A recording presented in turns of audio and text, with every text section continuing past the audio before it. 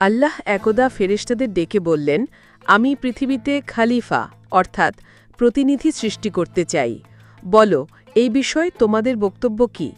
তারা বলল, হে আল্লাহ, আপনি কি পৃথিবীতে এমন কাউকে আবাদ করতে চান যারা গিয়ে সেখানে ফাসাদ সৃষ্টি করবে ও রক্তপাত ঘটাবে? অথচ আমরা সর্বদা আপনার হুকুম পালনে এবং আপনার গুণগান ও পবিত্রতা বর্ণনায় রত আছি।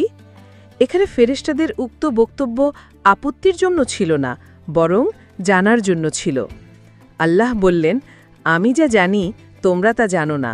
অর্থাৎ আল্লাহ চান এই পৃথিবীতে এমন একটা সৃষ্টির আবাদ করতে যারা হবে জ্ঞান ও ইচ্ছাশক্তি সম্পন্ন এবং নিজস্ব বিচার ও বুদ্ধি ও চিন্তা গবেষণা সহকারে স্বেচ্ছায় সজ্ঞানে আল্লাহর বিধানসমূহের আনুগত্য করবে ও তার ইবাদাত করবে। ফেরেশতাদের মতো কেবল হুকুম তামিলকারী জাতি নয়।